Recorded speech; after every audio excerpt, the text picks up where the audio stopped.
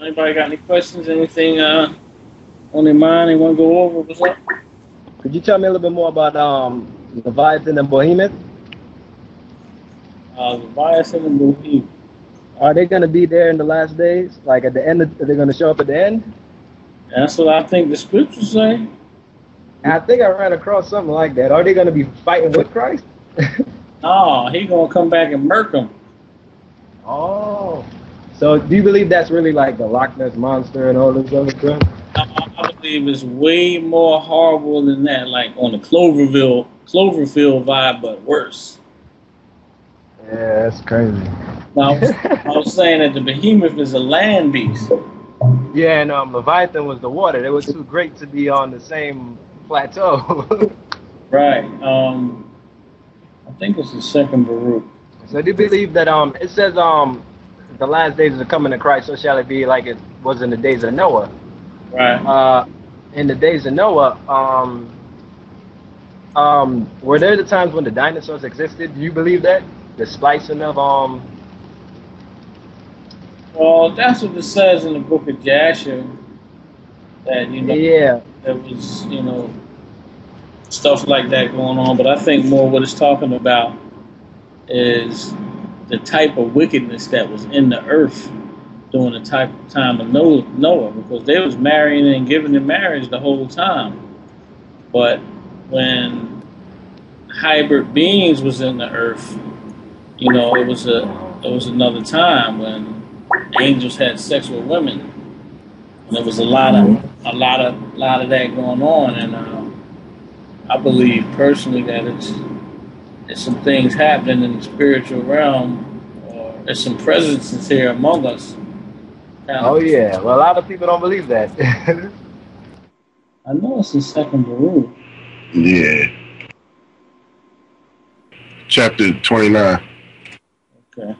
All right. It says, "Then all who have fallen asleep in hope of him shall rise again. And it shall come to pass at that time that the treasuries will be opened, in which is preserved the number of the souls of the righteous, and they shall come forth, and a multitude of souls shall be seen together in one assemblage of one thought. And the first shall rejoice, and the last shall not be grieved. For they know that the time has come, of which it is said, that it is the consummation of the time. But the souls of the wicked, when they behold all these things, shall then waste away the more. For they shall know that their torment has come, and their perdition has arrived. And he said unto me, whatever will then befall, will befall the whole earth. Therefore all who live will experience them. For at that time I will protect only those who are found in those self-same days in this land." So he's saying that whenever this time really hits, it's going to hit the whole earth at the same time. So it ain't going to be no place safe. The only place safe is going to be when he gather everybody over there in the land. It says, it says, "For at that time I'll protect only those who are found in those self-same days in this land. And it shall come to pass, when all is accomplished that was to come to pass in those parts, that Messiah shall then begin to be revealed." Okay, so this revealing of the Messiah is something that's going to take place over a short time period. So it's not going to be like, poof, one day Christ is there. It's going to be like different events is going to happen. Everything going to hit the fan. It's going to be crazy. Demons, horrible zombie horribleness in the earth. People just chasing people, just horrible chaos.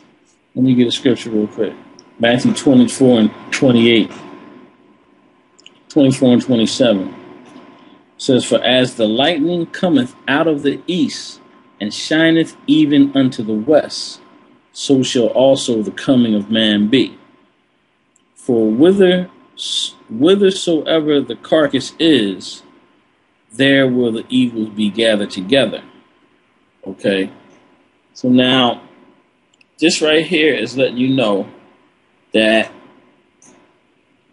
a part of the coming is a gathering. All right, in verse 29 it says, immediately after the tribulation of those days shall the sun be darkened, and the moon shall not give her light, and the stars shall fall from heaven, and the powers of the heavens shall be shaken. It says, and then shall appear the sign. It's like an indication. It says, and then shall appear the sign of the Son of Man in heaven, and then shall all the tribes of the earth mourn, and they shall see the Son of Man coming in the clouds of heaven with power and great glory. And he shall send his angels with the great sound of a trumpet, and they shall gather together his elect from the four winds, from one end of the heaven to the other. Hey, Rum. Yes. So when it says it's an indication, so that's like they're gonna see Christ sitting somewhere, all the wickedness going on, or when it's horrible. Say that again. Talk to the mic. I can't hardly hear you. When it says that's an indication, right? They shall see him. Yeah. Does that mean like they gonna just be looking at him and he's gonna be posted on his way here, or are they just gonna see him crack the sky? This is what I'm seeing, putting these two scriptures together. All right. When it says, immediately after the tribulation of those days shall the sun be darkened, and the moon shall not give her light. All right. Now let me get another scripture, because there's a couple scriptures you got to look at to kind of get the whole picture. We're going to go Amos 5 and 18. It says, woe unto you that desire the day of the Lord. To what end is it for you? The day of the Lord is darkness. All right, that word darkness there is misery, destruction, death, ignorance, sorrow, wickedness. That's crazy. And not light. No illumination. It says, as if a man did flee from a lion and a bear met him, or went into the house and leaned his hand on the wall, and a serpent bit him. Shall not the day of the Lord be darkness and not light, even very dark, and no brightness in it? Okay, so he's saying the day of the Lord is a time period. It's going to be a time period where there's no light in the earth. The stars are going to fall from heaven. It's just like they be showing on Independence Day or all these other movies, War of the Worlds, that when the aliens come, they shoot an EMP burst and they knock out all, the cars, radios, clocks, everything gets shut down. But so this is saying, let's go back to Matthew now. Matthew 24, verse 29. It says, immediately after the tribulation of those days shall the sun be darkened, and the moon shall not give her light, and the stars shall fall from heaven, and the powers of the heavens shall be shaken. All right, it says, and then shall appear the sign of the Son of Man in heaven. So when all the stars, the moon, the sun, you looking up to the sky and it's total darkness around you.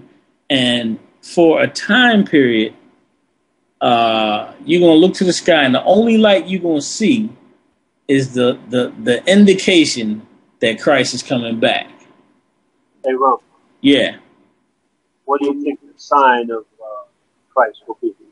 It's going to be a light. It's going to be a light. Because, you always hear people saying, well, it's going to be this, it's going to be that, Well, see, you can put it together by reading these scriptures. If it's going to be total darkness and you're not going to be able to see nothing, and he says you're going to see the Son of Man coming in the clouds of heaven with power and great, that is, much in any respect, abundant largely, glory. It says in a wide application, figure dignity, glorious, honor, praise.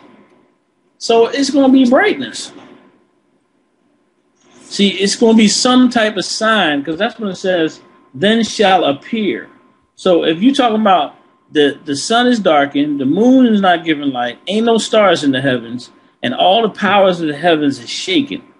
It says, and then shall appear. That is to lighten, shine, that is show. So it's going to be a light, and this light, everybody going to know. You just going, you know how you feel something is in the air, like you feel like something's whack is about to happen. Everybody going to know that it is Christ. Like, oh, snap, it's happening.